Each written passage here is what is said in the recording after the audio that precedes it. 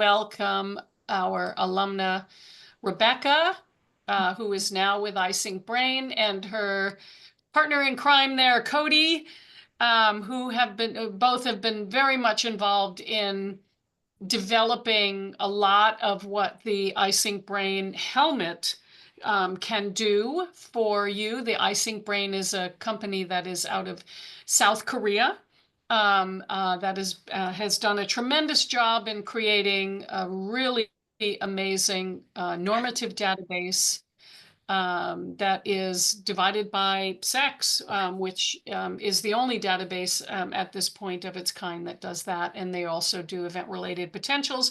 And in most recent, they're doing photobiomodulation. And so this talk tonight is about photobiomodulation. So I'm going to let them tell you what the heck photobiomodulation is if you're not aware. And if you guys want to put up your screens or whatever, you're on. Awesome, thank you. So Cody's going to be sharing his screen. Get it up if you want to do our intros. Yeah. So while he's getting that up, as Dr. Kirsten said, I'm Rebecca. I graduated from Saybrook. So hang in there, guys. You're doing great. And I'm the Director of Customer Relations at iMedisync North America. And Cody, do you want to introduce yourself? Yeah, I'm Cody.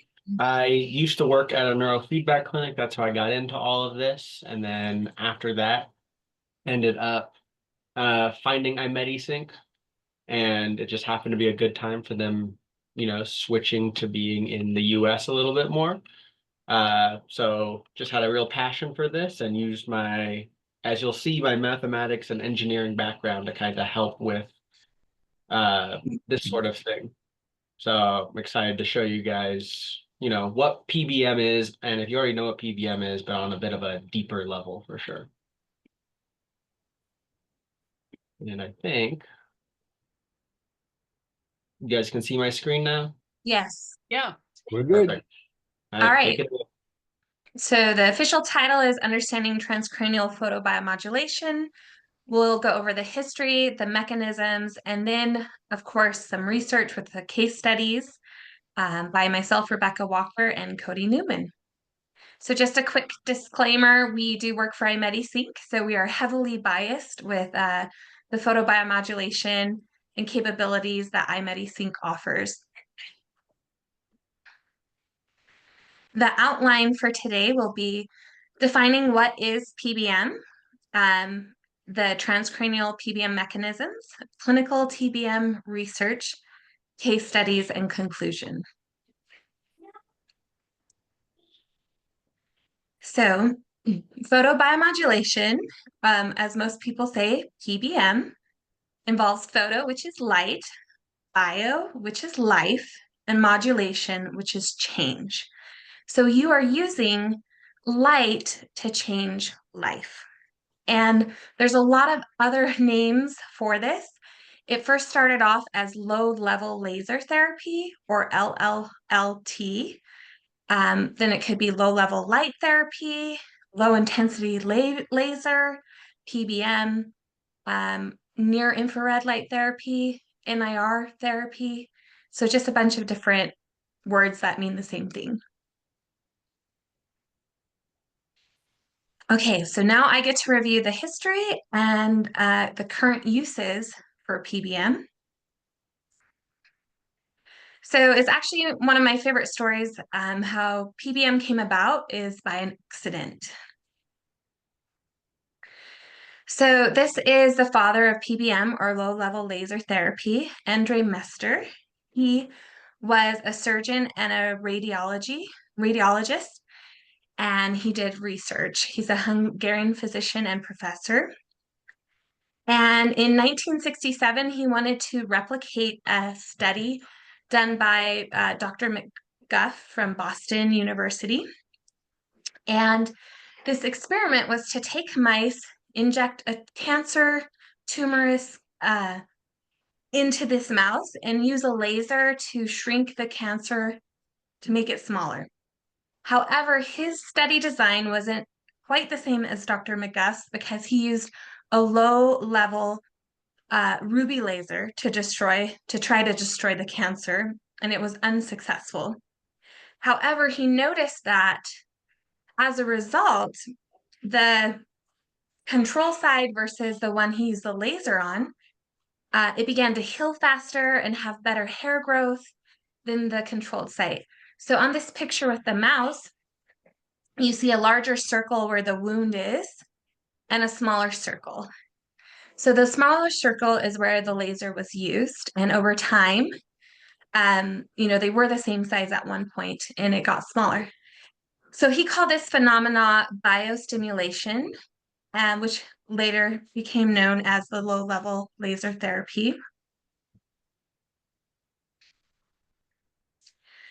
I call this slide the Dr. Sherman slide because it makes me think of him, where PBM gained like this miracle cure, miracle lasers, and it kind of became the snake oil. It'll cure anything that ails you. Buy our lasers and you'll be healthy. And so we kind of lost favor in the public eye because there wasn't the research to support it in 1987. And they would sell lasers for all kinds of stuff. Today, the Centers for Medicare and Medicaid Services do not provide coverage for it. Cigna lists it as experimental, investigational, or unproven for any indication. So here are some of the claims that their current uses are, like pain relief, inflammation, fibromyalgia, anxiety, hair loss, skin. The list just kind of goes on and on. As demonstrated with all of these, eczema, acne, wound healing, nerve injuries, sport injuries.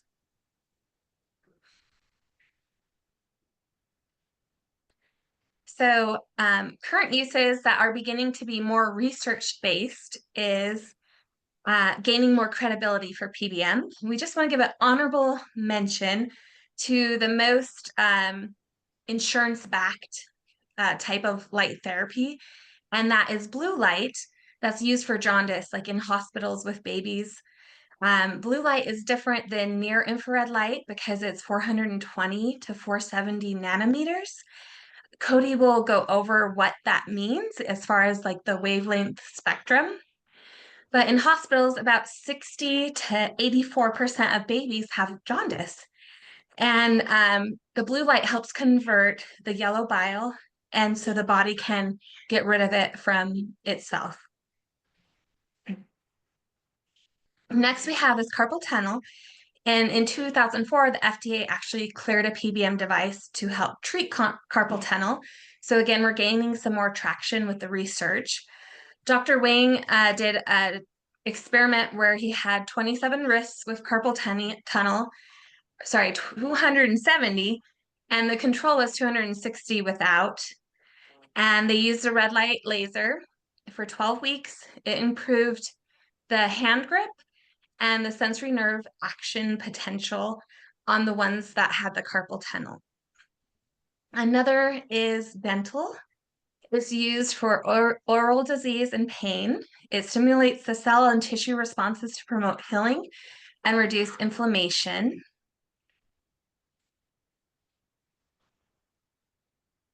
And then kind of one that's a little bit more known, especially with horses, it's like really big in the horse arena, is muscle pain and inflammation. There was a study with 19 horses with red light. 12 were cured, 5 improved, and 2 were unchanged. And is effective for pain suppression and reduction of inflammation. And an interesting thing from these studies is that the hair color of the horse didn't influence the light penetration, but the thickness of the hair did. So if you shaved the spot and removed the hair, you had better improved penetration rate. And one that we're most interested here for all of us is the brain. And one of the most common cures is helping with sleep, as we can kind of attest to other interventions. And there's a number of articles that have showed increasing in memory, learning, and overall neurological performance. There was a study about a lady with a TBI who she couldn't read for more than 15 minutes and she would lose attention. And then after PBM intervention, she could read for 3 hours and maintain her reading focus. Threnshell in 2016 did a study on someone who had a disability from, I believe it was a car accident, and they weren't able to return to work, a severe disability. And then after doing 4 months of PBM, they scored 2 standard deviations higher on some cognitive testing, and their alpha was power. They decreased the EEG power in alpha and decreased in delta, and a single session of PBM increased their higher frequencies of alpha and beta and gamma and reduced the slower frequencies. And she was able to function a lot better. One that Dr. Mester would recognize is the wound healing, because that was his life research. He had an 85% success rate with all of the research he did to stimulate wound healing across different populations. And so that's very much something you see. And then that's kind of just a brief history of how it's grown. Oh, I did want to mention that one thing I've noticed the past year is red light therapy is being used a lot with hyperbaric chambers, kind of in conjunction with a hyperbaric chamber. That's kind of the new trend. That they'll do that for like concussions, especially veterans, doing research with veterans, PBM and hyperbarics. And then also there's more PBM being used in conjunction with TMS treatments. And lastly, I would say PBM is being used in addition to neurofeedback. They kind of stack it together to prime the brain for neurofeedback. So there are some other ways I've seen it used. And with that, I'll turn it over to Cody so he can discuss the TPBM mechanisms. All right, thank you, Rebecca. So I'll talk about what's going on with PBM, how it's actually working. We'll talk about what light in the brain is doing. Then we'll take a step back to talk about light, so that way we can get an idea of the different variables you might be choosing when you get your own red light device, and end with how to choose the best variable for what you're working on. So to start off with, let's take a look under the hood and look at red light in the brain. So there's 3 major TPBM transcranial photobiomodulation effects in the literature. Though number 1 is going to be mitochondrial activation. That's what I'll spend most of my time today talking about. That's what the red light activates. There's also nitric oxide release. That generally happens more with either lower or higher wavelengths, but that's another one of the major effects, the way that the brain kind of absorbs nitric oxide. And then lastly, calcium signaling. This one happens with higher frequencies. So for those of you who might have seen like 1000 nanometers in the literature, what that's mostly doing is releasing calcium, which is one of the neurotransmitters, among other things that calcium does in the brain, and I'll touch on a little bit. But the big one is going to be mitochondria. So let's talk about mitochondria, the powerhouse of the cell. I just think it's interesting to see how mitochondria were first evolved, to see how it matters for us today. So back when there were just cells floating around, certain cells learned how to eat random debris and produce ATP. And ATP ended up being the power source for all living creatures on Earth. Eventually, other cells, rather than learn how to eat, glucose and sugars and things that were out in nature, they learned to eat those power-producing cells. And then one day, one of those cells that learned to eat these other ones, instead of killing it, just left it inside of itself. And that ends up being the mitochondria, the first ever idea of a mitochondria. So that's what is inside of all of our bodies now, producing that ATP, which is what all your cells, for the most part, little asterisks here, use to make energy. So in fact, your body produces 9,000 trillion or 9 septillion ATP per day. That's an entire human body's worth of this ATP. So it's pretty important, and the body really wants it, and it's getting it from the mitochondria. So now, where is the mitochondria? This matters because if we're trying to boost it, we want to know where we might find it.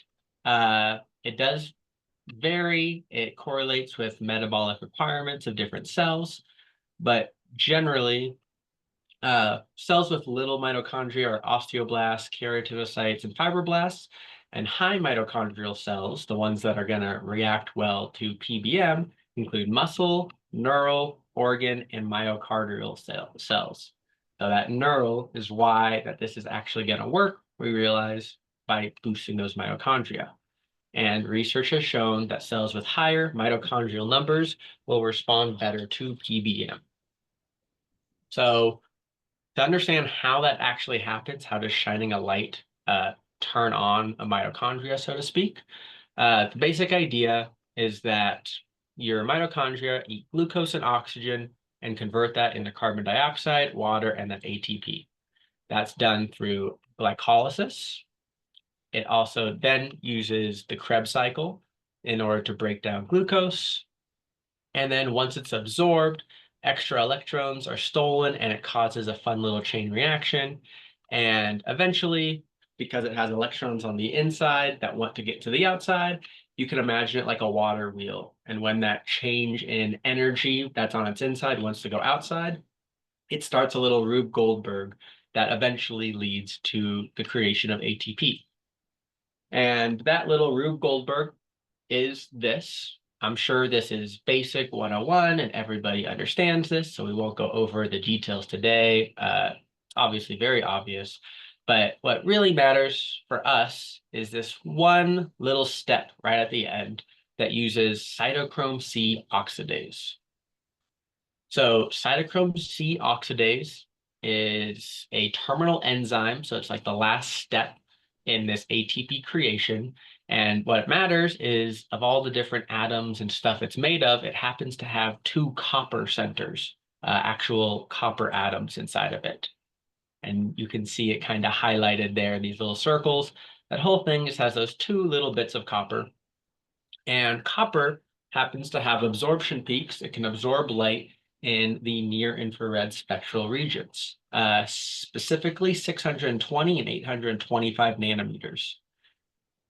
And the reason we kind of know that this is how the mitochondria are being activated is that if we look at this graph, the graph on the bottom is the absorption of cytochrome C oxidase, so what wavelengths of light are absorbed by it.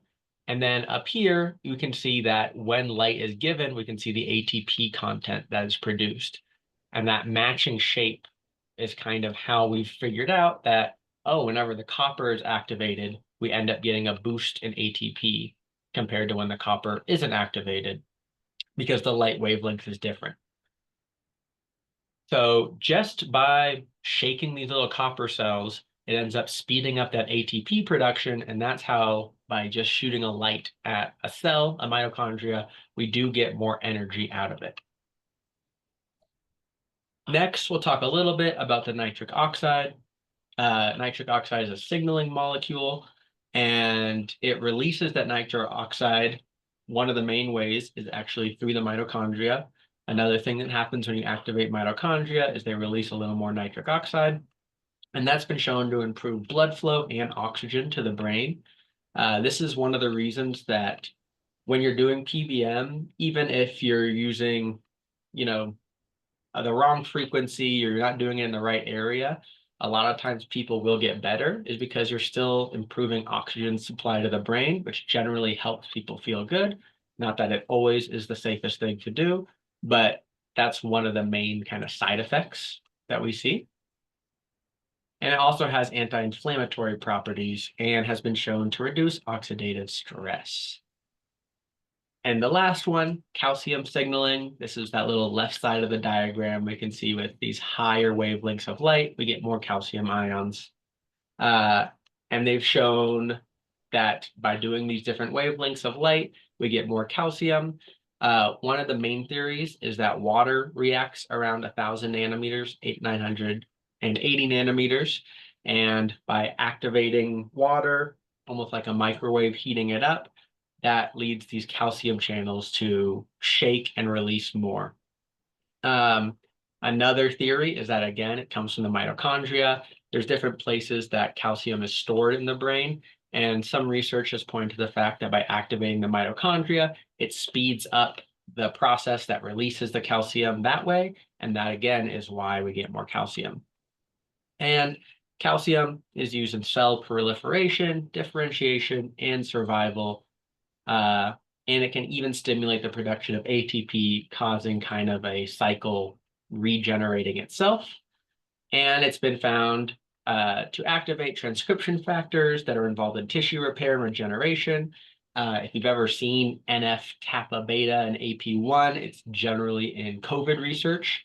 And this is one of the reasons that PBM has shown a lot of efficacy. A lot of VLIGHTS research is on COVID, long COVID specifically, and how PBM helps. And this may be one of the clues right here.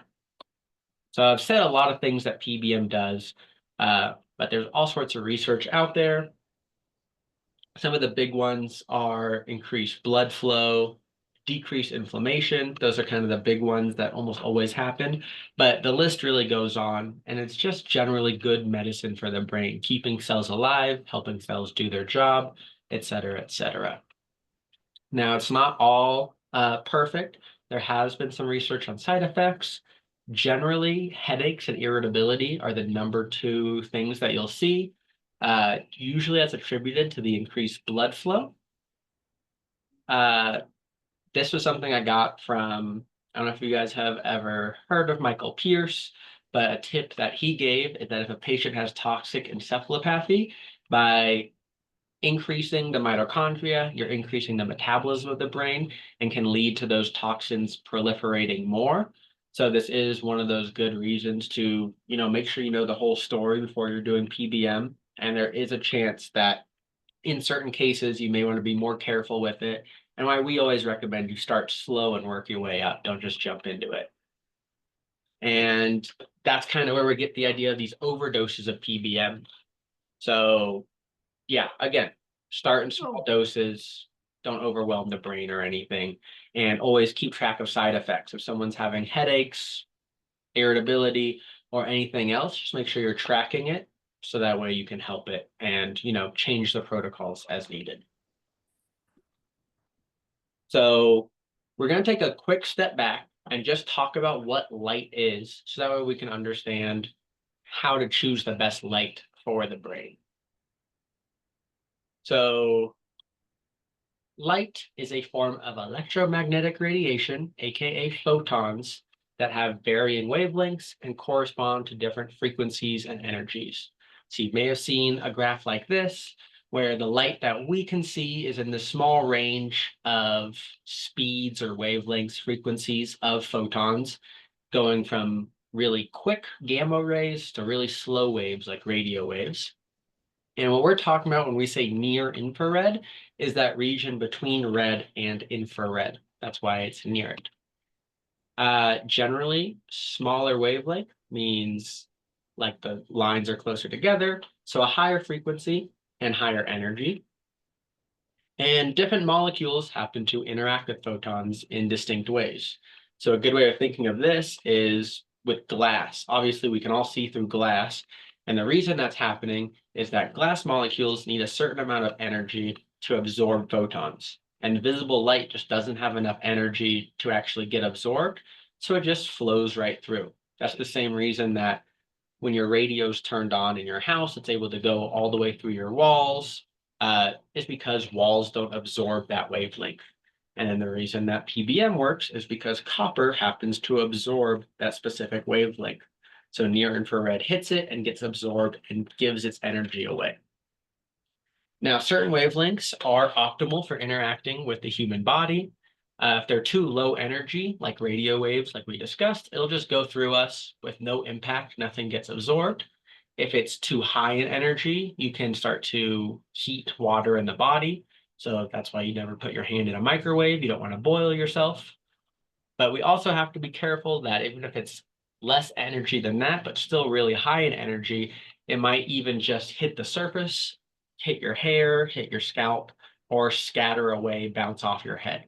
So there's a really kind of a sweet spot to find, which ends up being that near infrared range where it penetrates deep, but it doesn't boil your brain. So some of the important wave or characteristics of light is going to be your wavelength. Again, remember, bigger wavelengths mean less energy, and that's the distance between peaks, just like frequency when looking at EEG. And frequency also can mean the frequency of the light pulsing. So a lot of PBM, instead of just being a continuous wave of light, will actually flash at a specific frequency. So generally, when you see wavelength, we're talking about the distance between peaks, and frequency, we're talking about the way that the light is flashing. Now you put a bunch of these photons together and you get an actual light, like an LED. Now, power density is how much power is actually hitting the source, how many of those photons are hitting and being absorbed, and energy density is how much energy over time is being absorbed. And these are kind of the big four that matter when choosing PBM protocols or characteristics. And by mathematical definition, the cells in the center of a beam of light are going to be getting twice as much as the average output power. And cells at the edge of the light are getting only 13% of that power. So another reason that if you're doing PBM and there's like those hand lasers, you're holding it across the room from you, you're barely getting any absorption where you want it. You're not really targeting yourself compared to holding that light right on your head. That way you're getting the most energy right at the center, right where you want it. And that's the reason that you're going to have a helmet rather than maybe a red light stand. Those are going to have different effects. So now that we have an idea of what light can be described as, let's actually talk about the specifics and what variables you want. All sorts of research out there about power density, energy density, etc. A law that I think is really important to remember. If you remember one thing about this, it's going to be this law and the next. For this one is for every substance, small doses stimulate, moderate doses inhibit, and large doses kill. And PBM follows this law just like any other where you can overdo it. It's all about finding that sweet spot. And the Roscoe-Bunsen law is saying that the most important parameter is the total quantity of photons absorbed at the target cells. It doesn't matter how quickly or how slowly they're delivered. So this is generally holds to be true, where if you're doing 5 minutes of PBM with a energy density of 2 watts, or you do 10 minutes of PBM with an energy density of 1 watt, the idea being that you're still getting the same amount of photons, so you're still going to get the same treatment. So the number one thing is going to be wavelength. Remember this diagram, it can depend on how deep we penetrate and if we start boiling the head. This is the graph you'll usually see when looking at when to choose the best wavelength. The red line is when water absorbs certain wavelengths. The yellow line is when, yellow and orange line is when hemoglobin absorbs certain wavelengths. And the white line is when melanin, your skin, absorbs certain wavelengths. And you put all this together and you find this sweet spot right here from the 600 to 1,000 nanometer range where you're not just filling up water, you're not just getting absorbed by blood, and you're not just getting absorbed by the skin. So when we zoom in on this range, for lower than that, you're getting absorbed by the skin, so to speak. Higher than that, and your skin is absorbing a lot more of the energy, there will be PBM that is above this amount, but that PBM isn't really activating the mitochondria, but it is penetrating really deep. It can just be a little bit overwhelming because you're having a lot of energy really deep in your brain, and you're not really doing the mitochondrial thing. The research is still kind of, excuse me, kind of out on what exactly you're doing, but there are positive effects. So it's not like it's impossible to go above 1,000, but we're not going to talk about it today. Mitochondrial activation is most significant from 600 to 850 based on that copper. Calcium signaling is highest when you get to 900 to 1100. So unfortunately, not a lot of overlap there. Near infrared spectrometry on the scalp has been shown to reach 26 nanometers within this 700 to 900 nanometer range. It's a really good penetration depth, definitely reaching the brain. Copper's activation peak is at 825. And you add all this together, and this is going to be your sweet spot. You're generally going to see PBM devices that are 800, 810, or 850 nanometers because you're activating the mitochondria, you're penetrating deep, and you're not getting absorbed by the skin. Next, we have energy density. Watts is one way. It's generally what you'll see when you're buying a device. But power density actually depends on the area being irradiated. Remember this diagram here, not every light is equal. So a little example here, if you have 1 watt of power through a small diameter 400, what is that, micrometer fiber, like a laser, that has a power density of 796 watts per centimeter squared, compared to if you have one of those handheld wands being held apart from the head by about an inch, you're only going to have a power density of 2 watts per centimeter squared. So if a device says you have to hold it to the skin, you really should be holding it to the skin. Remember this law here: small doses stimulate, moderate inhibit, large kill. And that research has found that it is hold true for PBM. So at high irradiation levels, cellular metabolism falls below a certain level and function is inhibited and leads to cells dying. You're just overwhelming the cells. So generally for energy density, you want 3 to 10 joules per centimeter squared. You're not always going to be able to find this value shared when you buy a device, but in the research, this is what you'll find as kind of the sweet spot. And one thing that is kind of like a few, don't have to stress too much, which is that tissues with the most mitochondria are a lot deeper, the deeper structures of your brain. And that does mean that overdosing is less likely. Those studies that show that you're killing cells are putting an LED right on a mitochondria, but in reality, you're only really penetrating the brain a few millimeters, and there's not that many mitochondria there. So it is hard to have, significant harm, but it's not impossible. I'll quickly go through this. This study found that fluence and wavelength were the most important variables. This was done outside the organism, and they found that in the good studies, the ones that worked, you had pretty low fluence, which means low energy density. And in the ineffective studies, it was because the energy density was too high. Compared to inside the organism, it's the opposite's true. So that kind of just holds the fact that when we're talking about the actual human body, it is kind of hard to kill a mitochondria because it's just so deep and the light can only penetrate so well. One of the last things to talk about, lasers or LEDs. You'll find both out there. Lasers do have deeper penetration depth, and some people think that lasers have these interference patterns, like these speckles, that are better at stimulating the mitochondria. But there have been recent reviews that found there's no substantial difference in the actual effect of PBM when all of those other parameters are equal.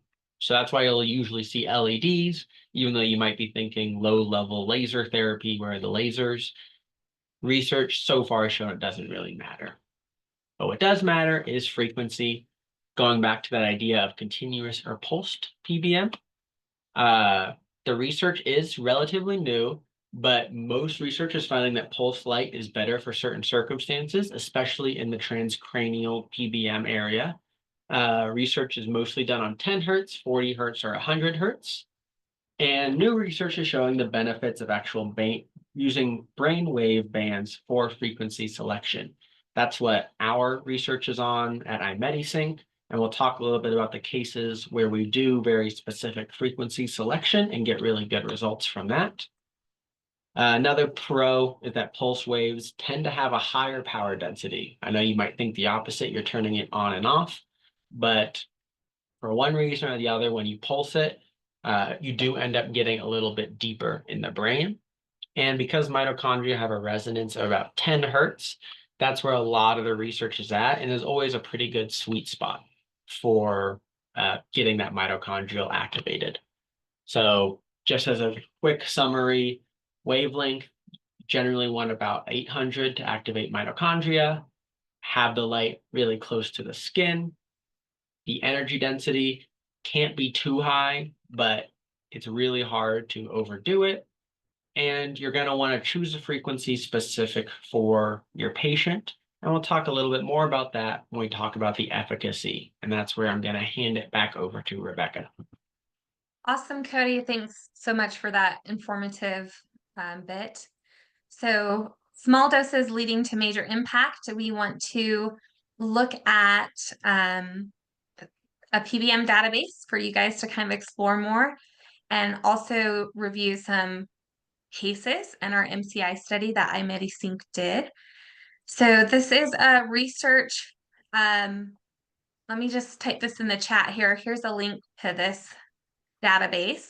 It was established by the University of Michigan, and it has over 5,000 research studies that have been organized by the category, like if it's for the brain or for muscle, what the diagnosis was, like Alzheimer's disease, the year, the title, the study type, nanometers. You can see there's some missing information as far as like power density. And then if it's a positive outcome or a negative. So I just thought you guys could enjoy this. One of the examples here is the effects of home photobiomodulation treatments on cognitive and behavioral function. And it'll show you like it's done for a human population, a random control trial with 810 nanometers. And they found that after 12 weeks, they did a cognitive assessment that the Alzheimer's group was able to improve on their score, as well as increase cerebral perfusion. So that's just kind of an example of if you're wanting more research or to investigate PBM, you can use this database. So next for our case studies, we'll talk about epilepsy, and then we have several MCI studies where we did 53 participants, and then kind of different categories of what improved for these different individuals. So first I wanted to show this because as you learn in your research class, this is a single blind sham control study just to show if there's a placebo effect in the brain for doing red light therapy versus sham red light therapy. So we did a EEG recording. You can see there's 4 LED lights that were placed on the head, and we're able to do an EEG scan at baseline, during stimulation, and after recovery. And then on the right side there, it has the PBM for the treatment group, and then it has the sham controlled group, and then the p-value that shows the statistical differences between the sham group and the treatment group. And so it just kind of shows that, you know, PBM is doing things and it's not just a placebo effect. Our next one is a case study of a 45-year-old male who has epilepsy. He doesn't have any smoking or alcohol history. He does have family history where his father has left temporal lobe epilepsy. The onset of his seizures was when he was 19, and it coincided with a very specific period of stress. As as a result, he had a grand mal seizure, and he was taken to a clinic, got CT scans, EEG scans, and was prescribed epimin. Then he was asymptomatic for until 1 year ago, where he started to have seizures while sleeping. He bit his tongue, was brought to the hospital, and they kind of followed up for him. He lost his ability to communicate. He couldn't speak very well. He'd like say, "Wait for me," like, wait for me to catch up. And um, it went on. So we have a study where he had PBM for 3.5 weeks, because when we made this slide, that was how far he had progressed with it. And he reported that after doing PBM, he had a 90% improvement in his depressive state. And if you go to the next slide, Cody, it shows his baseline EEG scan compared to 3.5 weeks later. And they did a global pulsating light at 8 hertz for 10 minutes. And this was 3 times a week for 8 weeks. And you notice on the baseline topo maps at 1 hertz and 8 hertz, he has diffuse delta and alpha. And then if you compare that to the 3.5 weeks, it shows the improvement there. So he was a really good journal keeper. He reported that even though the occurrence of his seizures didn't reduce by that much, the length of his seizure reduced. So he had about 12 seizures a week for 2 to 3 minutes. And then after PBM, it reduced down to 11, but it only lasts 1 minute, and he could recover a lot quicker. So before, it would take him an hour to recover because he'd have headaches after a seizure.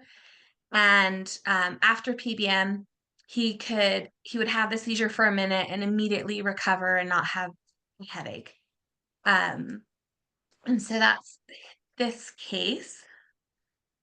And then we have on the next slide, we have the July 21st. He reports, "I'm so much better, and my affective disorder has improved a lot since starting with PBM." And he was down to 5 to 10 seizures a week versus 12 seizures. Okay. Did it skip a bunch of slides on me? I realized that this was mixed in with the MCI, so I'll go through Okay. this first. Sorry for that. Okay.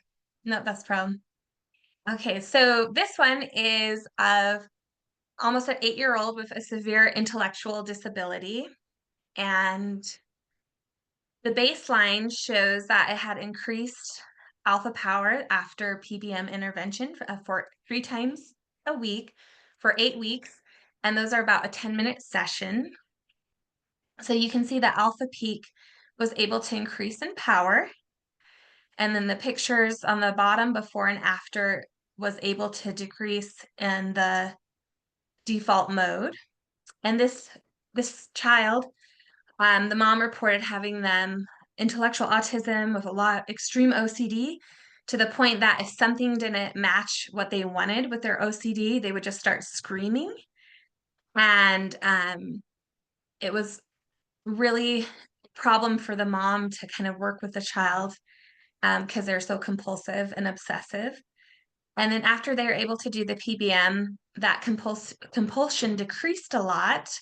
And instead of screaming all the time, the child started to have more laughter and is less compulsive. And the language, they're mostly nonverbal. Their language was steadily improving as well. And I just want to point out that these graphics here are graphics that can be generated with our iSync Brain software, which all of you students have access to. So hopefully you can take Dr. Kirsten's class and learn about it. And if you do research, you can use those graphics as well. So this slide is our stroke recovery. let me see. It just shows the baseline and then the follow-up with another PBM intervention and how is able to improve. By the 4th month, they're 13 hertz. We did 13 hertz pulsating for 20 minutes globally. And and then that was able to help them by their 2-month follow-up. All right. I can go to the MCI now for you. Yeah, that'd be great. There you go. Perfect. Okay. So this one is my favorite because um, you just get to hear the testimonials of the people along with their scores and how they've improved. This study was done to investigate the effects of PBM as an intervention for an elderly population with MCI. And we contributed this study to a national dementia project. The intervention was using the near infrared light for those who are 50 years and older. And again, it was 3 times a week for approximately 8 weeks, about 10 minutes a session. So this is just some stats on the study. It was done in 2022, 53 participants, 12 male, 41 female, average age 73. These are citizens of Gwangju in Korea. Some of them also had some PTSD because of there was a Gwangju uprising where they enforced military law and it caused some PTSD with that going on. So to track the results for this population, they compared pre and post EEGs before and after the intervention of red light. And they found that the theta beta 2 ratio tends to be high in an MCI population, that's mild cognitive impairment. And it's due to a slowing of the peak alpha frequency and a decrease in beta waves. They also found that the delta power for mild cognitive impairment populations are typically found in excess. So we used a clinical dementia rating questionnaire to also score where they fell with their cognitive impairment. It ranges from 0 to 18. Higher scores mean more severe symptoms. And we also use a general quality of life questionnaire to kind of assess where they were at. So this, as a result of the EEG function analysis, it can be seen that the balance of the EEG in the frontal and parietal lobes is normalized after intervention. And there's a significant difference can be seen between the frontal lobe.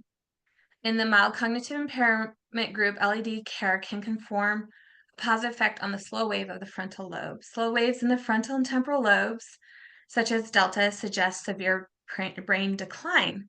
And this is commonly observed in this population. And this decreased after 8 weeks.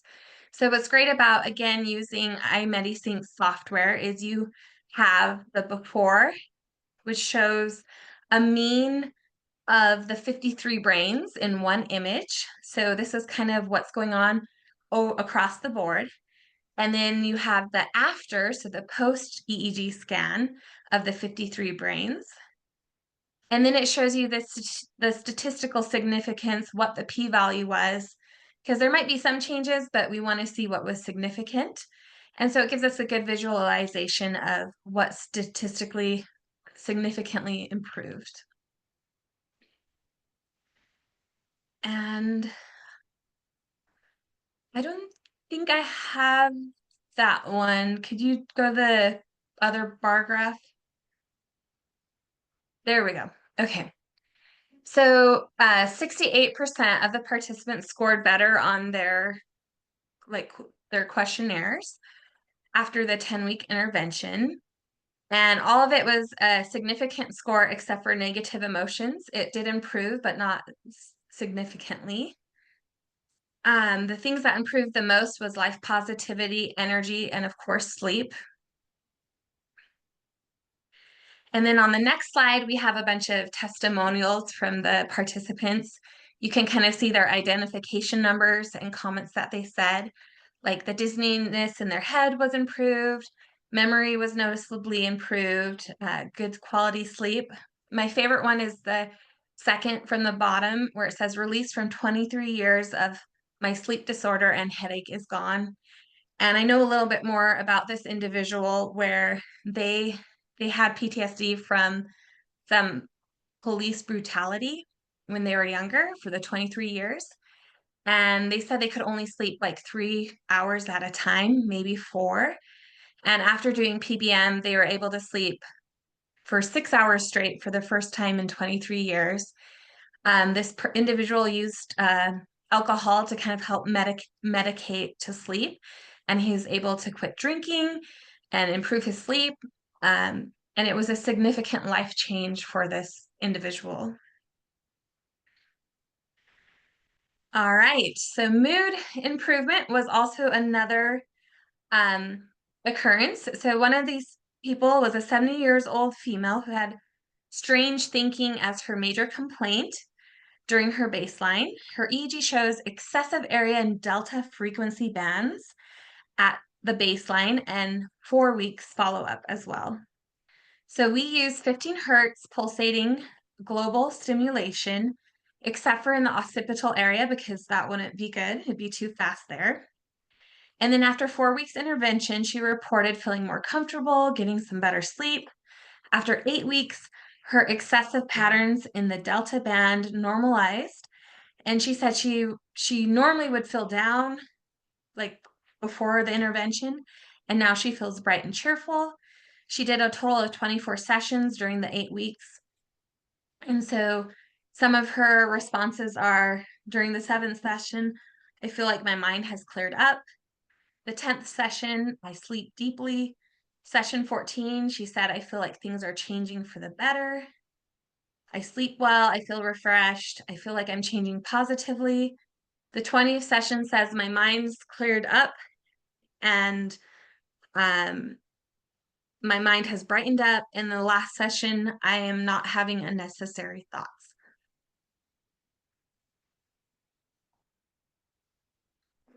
Okay, bilateral. This is of an 84-year-old female with mild cognitive impairment. And you can see it there on the top of map. And then on the next slide, we show that there's this bilateral temporal slowing at baseline. And at the 1 hertz spin, relative power at the baseline and at the 4 weeks follow-up. She got 12 sessions of photobiomodulation, which actually isn't as many. Normally they get more, but it was 13 hertz pulsating globally, as you can see at the bottom picture where the lights were shining on the head. It says her temporal slowing is decreased and SMR frequency power is increased, and she reports to have greater memory improvement from the baseline to the 4 weeks. All right, dizziness reduction. This is of a 66-year-old male who dizziness was his chief complaint. Baseline EEG shows temporal slowing components, which are reflected at T6 and P3 for slow excess. The red light protocol we used was temporal activation, 11 hertz pulsating. And then after 8 weeks intervention, this man's slow wave at T6 and P3 are substantially decreased. He reports he thinks his dizziness has gone away and his memory has improved. He says he used to have trouble, like whenever he would drink, he'd have trouble remembering things the next day. And he was excited that he could drink and then remember things the next day. So this is my new favorite case study that we have. This is a almost 60-year-old male who had a stroke 4 years ago. And for 2 years, he had speech therapy to try and improve his speech. Again, he could only say things like, I can't. He would say, I can't, as in I can't talk. And just like 1 or 2 word comments. And numbers was even worse. He had a harder time recognizing numbers even more than words. And so we used QEG guided TPM, transcranial photobiomodulation. And down you'll see our pretty graphic below where it shows on the one on the left is the before, and it shows the underactivity of the brain in the frontal, temporal, and occipital. And then just 2 months later, we have the after on the right. That shows some of the improvement there. And on the next slide, this is kind of his testimonial of his story. So even though he didn't make 2 years of speech therapy, he didn't make much progress. And then we did the photobiomodulation. His vocabulary rapidly improved. He could clearly express himself, and have conversations and keep up with the conversation. And he did have a hard time recognizing numbers, but he was able to tell other people about his daughter and her birth date. And it was very interesting that even the neurology department that was over his case were curious to learn, like, what did you guys do? Because for 2 years we've been trying to make improvements, and all of a sudden he's making improvements. And that kind of concludes this lesson. Our final thoughts are that PBM is a powerful tool that is being used in countless ways. Your wavelength, the nanometers, that is important. So a device to heal wounds is not the same as a device, the nanometers for your brain. Low dose may be better. You can always run sessions longer.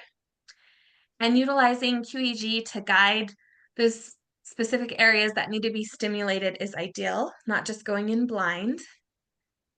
And our studies on MCI groups are promising as far as seeing the benefits of red light therapy. So that is all we have for you guys. Thank you so much for inviting us to present. I don't think that was all you had to offer. I think you did. You offered a lot of food for thought. I know some of you students are like, I have no idea what she's talking about. Whatever. But I think for some of you, I think this could have been hope. It was quite um, stimulating in terms of thinking about the kinds of treatments you can do and what's out there. So let's open up to questions. Just a quick one, Rebecca, will you be at AAPB this year? I won't, because my baby's due date is May 20th. So I'm heavily pregnant right now, which is why I'm trying to breathe and talk at the same time. I was just wondering if this equipment would be there for people to play with this year again. Our biomedical should have a helmet, and Sherry Johansson is going to have her device there. So if anyone wants to see it in person, flag one of them down. Yeah, so two devices will be there to use, and you can explore. It's really easy. It's just the helmet and a tablet. You can run an EEG scan or a PBM session. Anyone else? And Lexa, do you have a question? Oh, okay. I thought you were reading. I have one question. What you've described here is very, very similar to pulsed electromagnetic fields when they're shined on the brain with similar types of results. And